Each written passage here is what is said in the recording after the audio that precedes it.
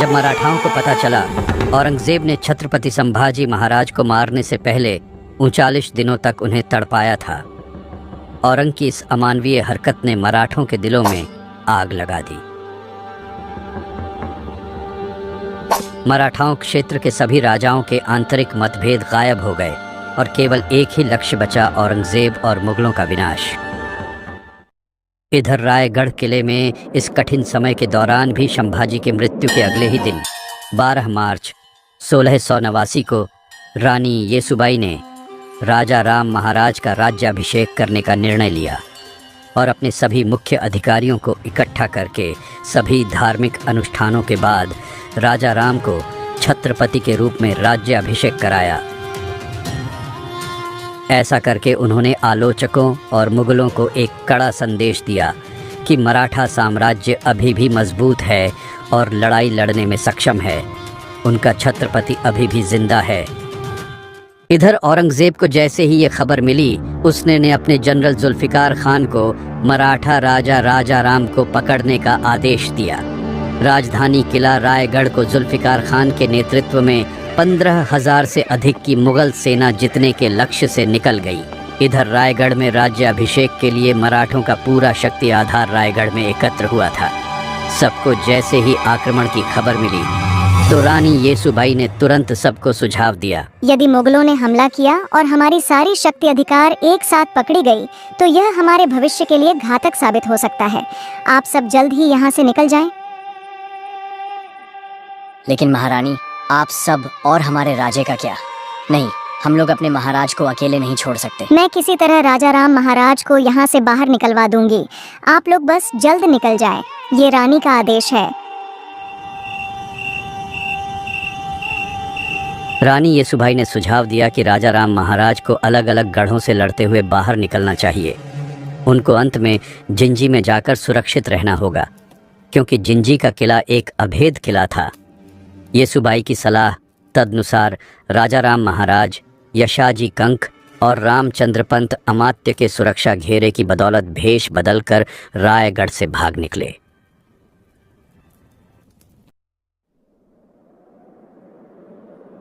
उस सुअर के बच्चे ने हमारे महाराज के टुकड़े टुकड़े कर दिए और हम लोग कुछ नहीं कर रहे हैं। इतिहास हम पर थूकेगा धनाजी। आप और आपका कुल महान है संताजी। आपको मैं शीश झुकाता हूँ। आपके पिता मल्होजी भी वीर गति को प्राप्त हो गए उस संगमेश्वर के युद्ध में, लेकिन आप उनको भूलकर सिर्फ अपने महाराज और अपने मराठा के लिए सोच रहे हैं। अब आप जो बोलोगे वही होगा। फिर क्या होना था? अब ऐसी आग लगने वाली थी कि औरंगजेब की नींद उड़ने वाली थी।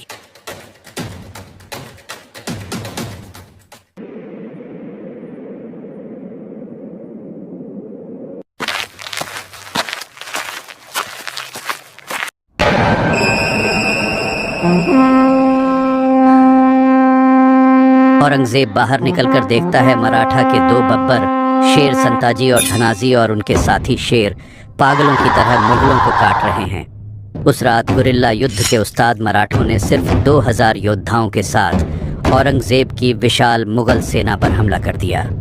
संताजी और उनके मराठों ने उग्र शेरों की तरह हमला किया और मुगलों को बेरहमी से मार डाला। हमले के दौरान मुगल सैनिक डर के मारे चिल्लाने लगे। गुस्से में आकर औरंगजेब अपनी तलवार निकालता है और मराठाओं सैनिकों को मारने लगता है। तभी अचानक उसके सामने संताजी खड़े दिखते हैं।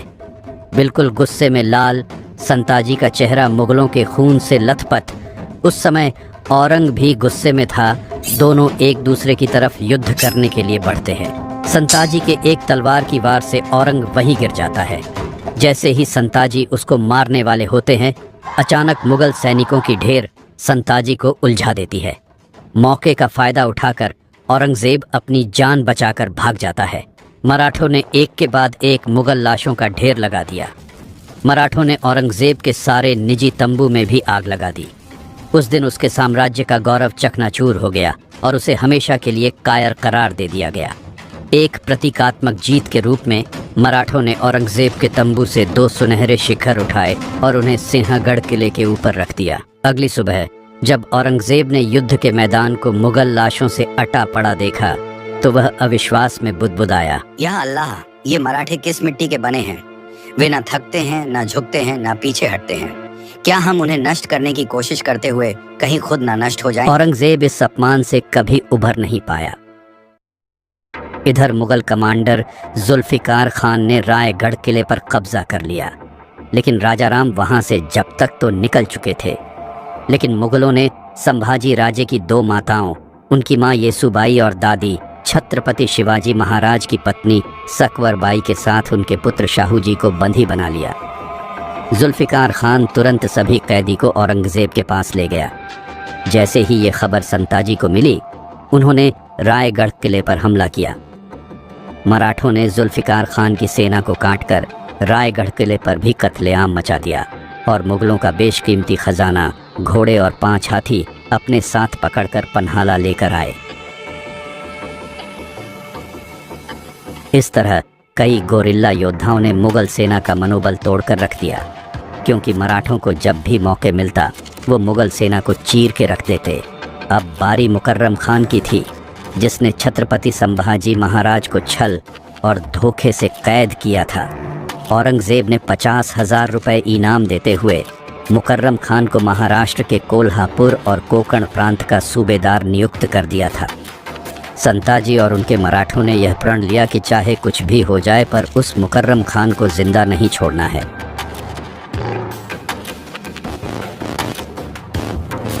दूसरी ओर हमारे महाराज राजाराम प्रतापगढ़ से अब वे सज्जनगढ़, सतारा, वसंतगढ़ होते हुए पन्हाला किले तक पहुंचे।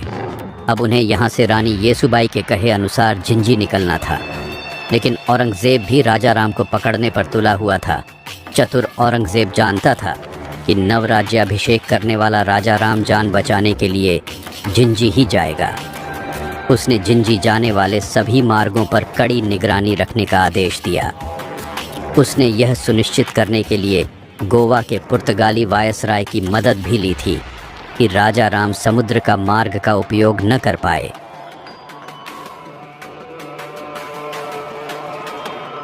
आप कहें तो महाराज, इन मुगलों को इसी पन्हाला में दफन कर दें। नहीं संताजी, हमारा कर्तव्य ये है कि महाराज को सुरक्षित जिंजी तक पहुंचाना होगा, क्योंकि फिलहाल रानी येसुबाई और शाहू जी मुगल के कब्जों में है। ये लक्ष्य बनाकर चलो, देर से ही सही, पर मुगल साम्राज्य का अंत हमारे ही हाथों हो। पन्हाला पर मुगलों के आक्रमण की खबर मिलते ही राजाराम और उनके सहयोगी मराठाओं ने व्यापारियों के वेश में किले से भाग निकले।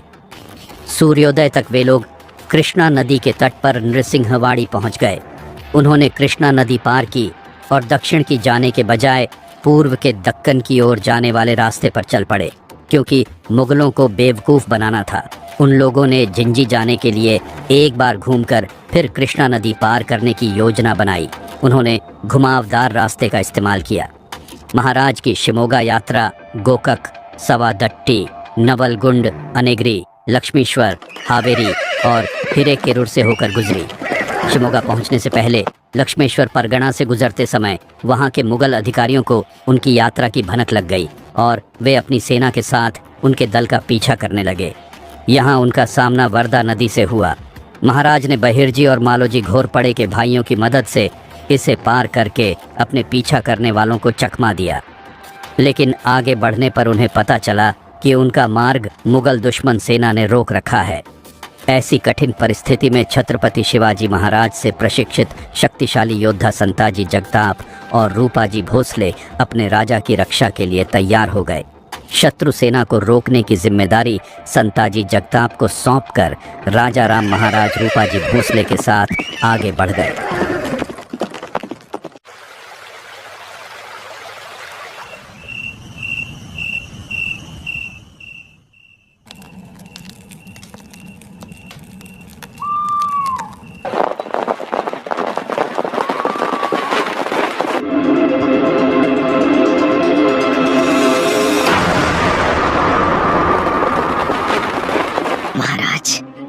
भारी मुगल सेना हमारी ओर तेजी से बढ़ रही है। राजाराम महाराज तेजी से उठते हैं, चारों ओर देखते हैं। पास खड़े सेनानायक चिंतित हो उठते हैं। तभी घोड़ों की टापों की आवाज और तेज हो जाती है। महाराज, हमें तुरंत निकलना होगा। मुगल सेना हमें चारों तरफ से घेर रही है। इससे पहले कि मराठा सैनिक कुछ कर पाते, अब्दुल्ला खान की विशाल सेना चारों दिशाओं से हमला कर देती है।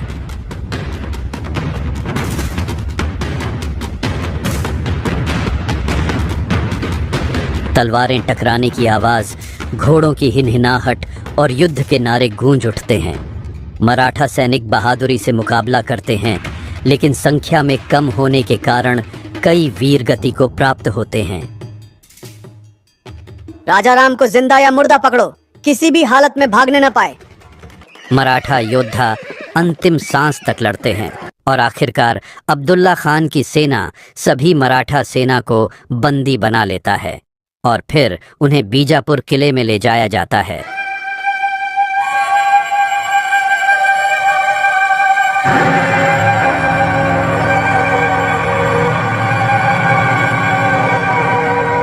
आखिरकार मराठाओं का राजा राजाराम हमारे कब्जे में है। औरंगजेब को संदेश भेजो कि मराठों का खेल खत्म। हुजूर, पहले पहचान की पुष्टि कर लें। क्या मतलब? राजाराम हमारे सामने खड़ा है। सैनिक बंदियों को जबरन घसीटकर सामने लाते हैं, लेकिन उनमें से कोई भी राजाराम नहीं होता। अब्दुल्ला खान का चेहरा अचानक गंभीर हो जाता है। धोखा, ये कैसे हो सकता है? तभी एक घायल मराठा सैनिक हंसता है। उसकी आंखों में चमक और चेहरे पर वीरता झलकती है। राजा राम महाराज तेरे हाथ कभी नहीं आएंगे। मराठा साम्राज्य को खत्म करने का सपना मत देख अब्दुल्ला। राजा राम, इस बार तो तू मेरे हाथों से बच गया, लेकिन बहुत जल्द मैं तुझे तेरे बाबा साहेब और भाई के पास भेजूंगा। मराठाओं ने एक बार फिर मुगलों को चकमा दे दिया था। अब्दुल्ला खान के घमंड को करारी शिकस्त मिली, लेकिन मुगलों का कहर अभी खत्म नहीं हुआ था। अब्दुल्ला खान ने उन सभी सड़कों पर अपने जासूस तैनात कर दिए थे जिनसे राजा और उनके लोग यात्रा करने वाले थे। राजा राम महाराज और उनके लोग मुगल जासूसों से बचने के लिए आगे की यात्रा में घोड़ों का उपयोग करना छोड़ दिया। इसलिए वे सामान्य यात्री, तपस्वी, संत, व्यापारी, भिखारी आदि बनकर आगे बढ़ते रहे। वे मुगल चौकियों से बचने में कामयाब रहे और मुगलों को चकमा देकर 300 किलोमीटर दूर बेंगलुरु पहुंच गए।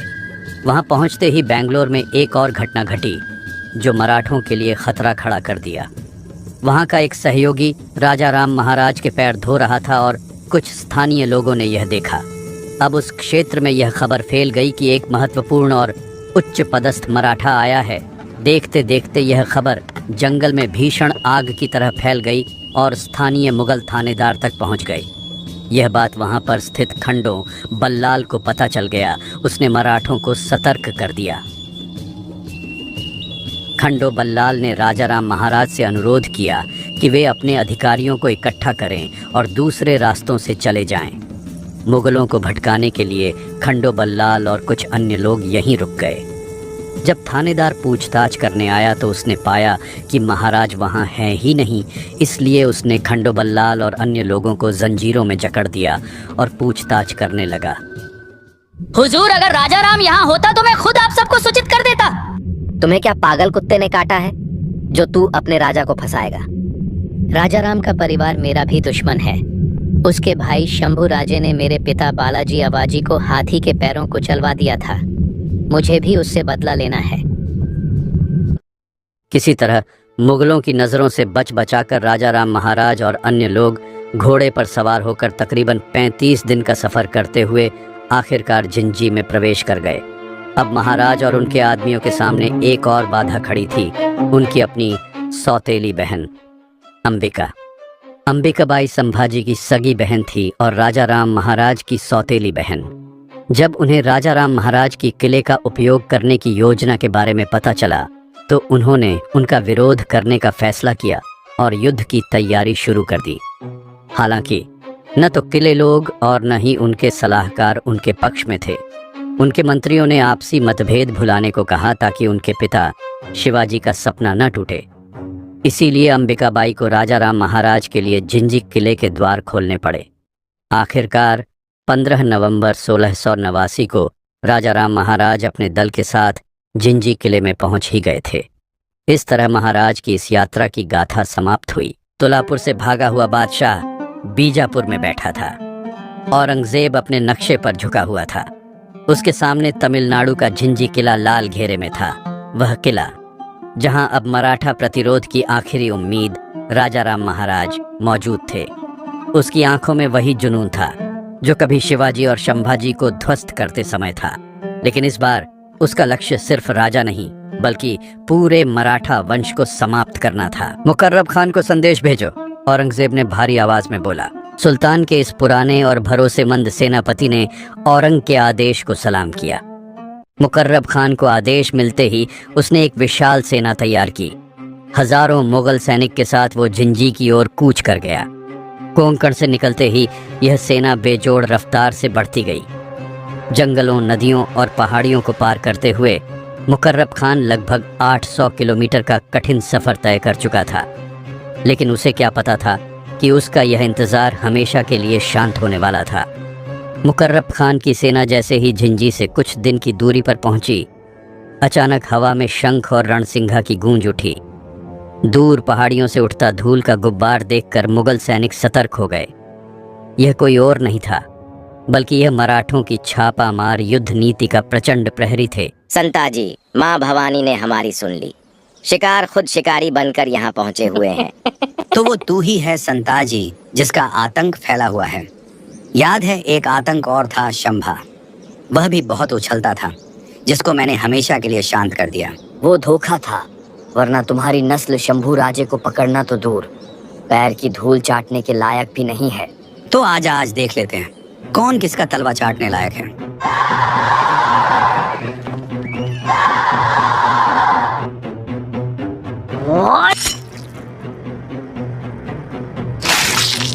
दिसंबर 1689 के अंत में मराठा सेना ने मुकर्रब खान की विशाल सेना को गाजर मूली की तरह काटकर तबाही मचा दी। भयंकर युद्ध के दौरान संताजी घोरपड़े ने व्यक्तिगत रूप से मुकर्रब खान के साथ युद्ध किया। जब मुकर्रब संताजी का सामना नहीं कर पा रहा था तो वहां से भागने लगा। संताजी ने उसका पीछा किया।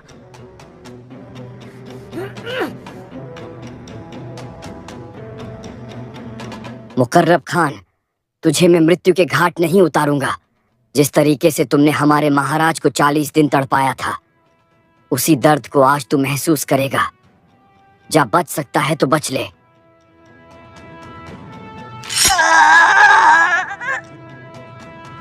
मुकर्रब खान के घाव इतने गंभीर थे कि उसके बचे हुए सैनिक उसको उपचार के लिए ले जाने लगे। लेकिन मुकर्रब खान की वही दर्दनाक मौत हो गई। मुकर्रब खान की मौत के साथ मराठों ने छत्रपति संभाजी महाराज की शहादत का बदला लिया।